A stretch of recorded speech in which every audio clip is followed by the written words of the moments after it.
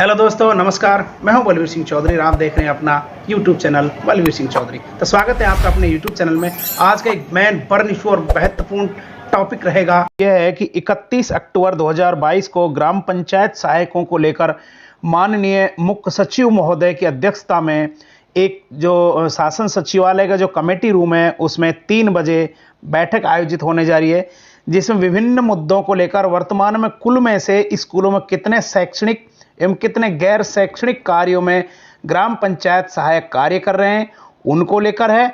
और दूसरा इसमें क्या है कि शमशेर खान भालू जी किन किन आलाधिकारियों से मिले और मिलने के बाद में उनके सामने क्या क्या बातें निकल कर आई, और वर्तमान में संविदा कर्मचारियों का जो रूल नोटिफिकेशन 21 अक्टूबर को जारी हुआ था उस नोटिफिकेशन को लेकर वर्तमान में राजस्थान में क्या चल रहा है, किन किन आलाधिकारियों ने क्या क्या जवाब दिए हैं। उनमें कुछ बाइट्स, कुछ फोटोज, कुछ अखबार की कटिंगें, कुछ मीडिया की और कुछ फॉर्मेट और कुछ राज्य सरकार के आदेशों पर आज इसमें वार्ता होने वाली है आपके सामने। और विभिन्न बिंदुओं को लेकर जो ग्राम पंचायत सहायक उनके 7 प्रकार के बिंदुओं के ऊपर जो बैठक होगी वो कौन कौन से बिंदु रहेंगे।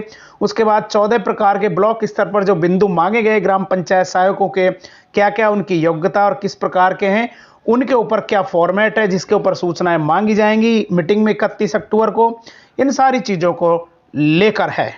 दोस्तों, यदि आप पहली बार मेरे यूट्यूब चैनल में तो आप लोगों से निवेदन है कि नीचे रेड कलर का जो बटन है सब्सक्राइब का, उसको सब्सक्राइब कर लीजिएगा और बेल आइकन को ऑल पर प्रेस कर लीजिएगा, जिससे आप लोगों को बेहतरीन नोटिफिकेशन मेरे वीडियो का मिलता रहे। तो बिना देरी के शुरू करते हैं यूजफुल टॉपिक भरे वीडियो को।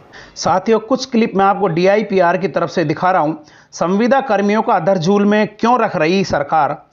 क्या संविदा कर्मियों के नियमितीकरण की प्रक्रिया को सरकार ने पारदर्शी बनाने के बजाय कहीं जटिल तो नहीं बना दिया? राजस्थान सरकार में जो चुनाव नजदीक आते ही हैं तो सभी सरकारें अलर्ट हाई मोड पर चली जाती हैं, किसी भी प्रकार से अपने कार्य को अंजाम तक पहुंचाने की सोचती हैं।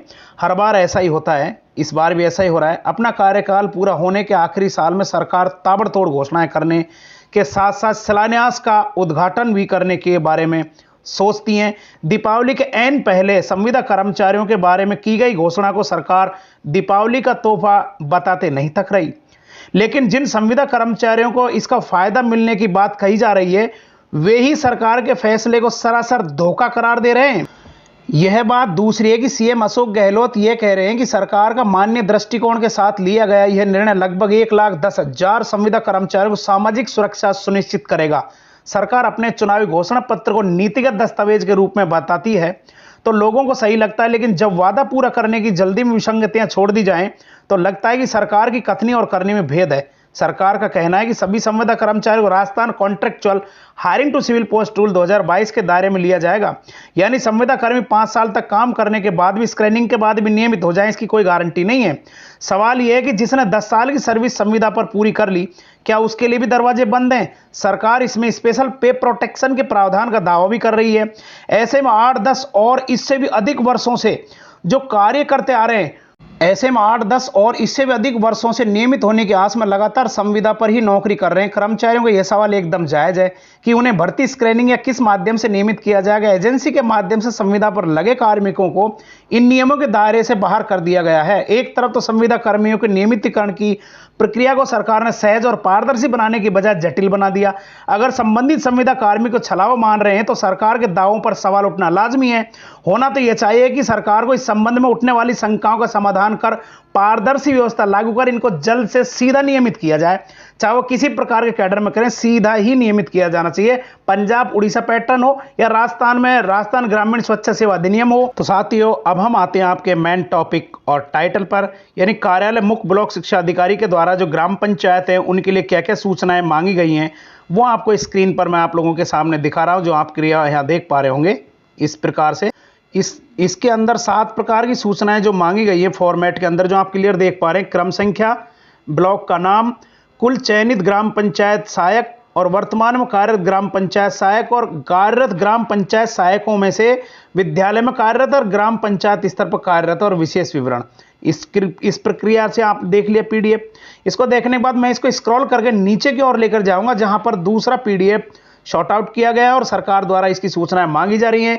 नंबर 1 क्रम संख्या और दूसरे पर ब्लॉक का नाम, ग्राम पंचायत सहायक, पिता का नाम, date of birth, male female, शैक्षणिक प्रशैक्षणिक और ग्राम पंचायत सहायक पद कार्यग्रहण प्रथम नियुक्ति तिथि जिसको बोलते हैं, उसकी कास्ट और इस तारीख को उसकी आयु क्या है, और वर्तमान में कार्यरत पंचायत सहायक पीओ विद्यालय का नाम, और न्यायालय स्थगन यदि किसी प्रकार का कोई स्टे ऑर्डर वगैरह है, कोर्ट केस चल रहा है तो वो, और विशेष विवरण इसमें।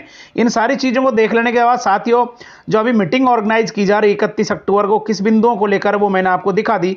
और आज जो भाई शमशेर खान गांधी जी आला अधिकारियों से जो मुलाकातें हुई, उनकी जो ये चैनल है जिसमें फर्स्ट इंडिया न्यूज़ इन्होंने अपने हेडिंग बनाई है आज की, क्लियर आप देख पा रहे होंगे। यहाँ पर तारीख सॉर्ट आउट हो ही रही है, कौन सी तारीख को, यानी मदरसा पैरा टीचर के प्रतिनिधि मंडल ने की मुलाकात का जो मेन टॉपिक रहा है वो देख लीजिए।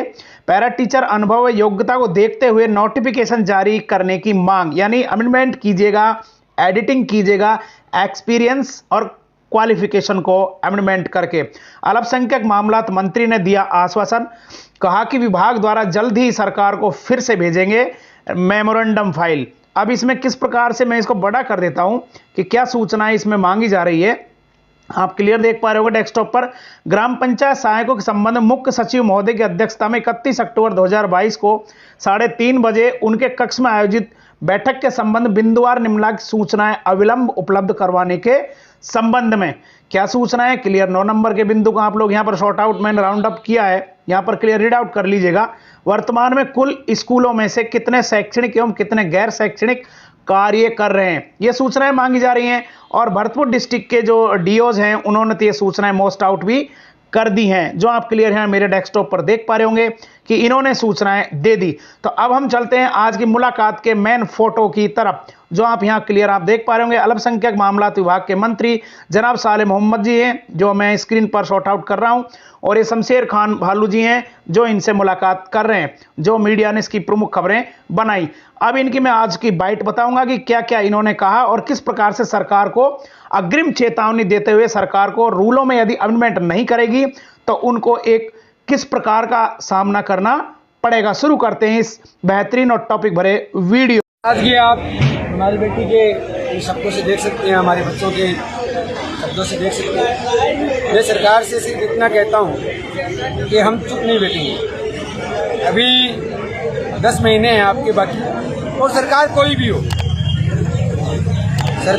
भी हो, हम अपना हक लेने तक लड़ते रहेंगे, आखिरी दम तक, जब तक कि हमें पूर्णतया 100% सफलता नहीं मिलती है तब तक हम लड़ते रहेंगे। आपको पता होगा कि हमारे 3 समझौते हुए और तीनों समझौतों में आधी अधूरी बातें हुई। तीनों समझौते हमने सरकार से किए, ये भी सच है।